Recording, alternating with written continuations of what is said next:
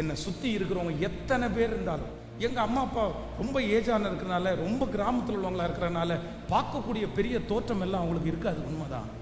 ஆனால் வெட்கப்பட்டதும் இல்லை. நான் ஒரு நாள் கூட எங்கள் அப்பாவை இப்போ கட்டி பிடிச்சதுக்கோ எங்கள் அம்மாவை கட்டி பிடிக்கிறதுக்கோ வெட்கப்பட்டதே இல்லை. ஆனால் சில பிள்ளைங்க பாருங்க, அப்பா கூட வந்தா சீ போ, அம்மாவை சீ போ, என் கூட வராத, நீ எதுக்கு இந்த மாதிரி ட்ரெஸ் போட்டு வந்த, நீ எதுக்கு இந்த மாதிரி பண்ணிட்டு வர, நீ அம்மான்னு சொல்றதுக்கு எனக்கு வெட்கமா இருக்குது, நீ அப்பான்னு சொல்றதுக்கு எனக்கு வெட்கமா இருக்கு, நீ மனைவின்னு சொல்றதுக்கு எனக்கு வெட்கமா இருக்குது, நீ என்ன ஒரு கணவன், நீ கணவனார்னு சொல்றதுக்கு எனக்கு வெட்கமா இருக்குது. ஒரு நாள் அவங்க ரொம்ப நல்லா இருக்கும்போது அவங்களோட போகிறதுக்கு பேசுறதுக்கு வெட்கம் வரல. நிறைய பேர் இந்த மாதிரி சொல்றாங்க. ஏதோ குடிக்கிறாரு, ரொம்ப அசுத்தமா நடந்துக்கிறாரு, எனக்கு மற்றவங்க அவமானப்படுத்துறதுக்கு எனக்கு வெட்கமா இருக்குன்னா கூட பரவாயில்ல.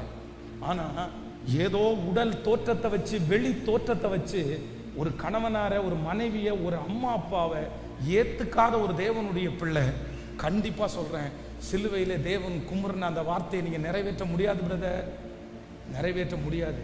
இந்த சத்தத்தை கேட்கிட்டு இருக்க யாரையாவது ஒருத்தரை நீங்க அப்படி ஏத்துக்காம அவங்களுடைய தோற்றத்தை வச்சு அல்ல சிச்சுவேஷனை வச்சு நீங்க டிசைட் பண்ணியிருப்பீங்க. நான் இன்னைக்கு தயவு செய்து கத்திரிடத்துல கேளுங்க, எனக்கு ஒரு மனசை கொடுங்க ஆண்டவரே, எனக்கு ஒரு மனசை கொடுங்க, எனக்கு மனசு. நான் எவ்வளோ பெரிய பெரிய கலெக்டராக இருந்தாலும் நான் வந்தது எந்த வயிற்றுல நான் வந்தேன்னா, என் அம்மாவுடைய வயிற்றுல இருந்தா நான் வந்தேன்.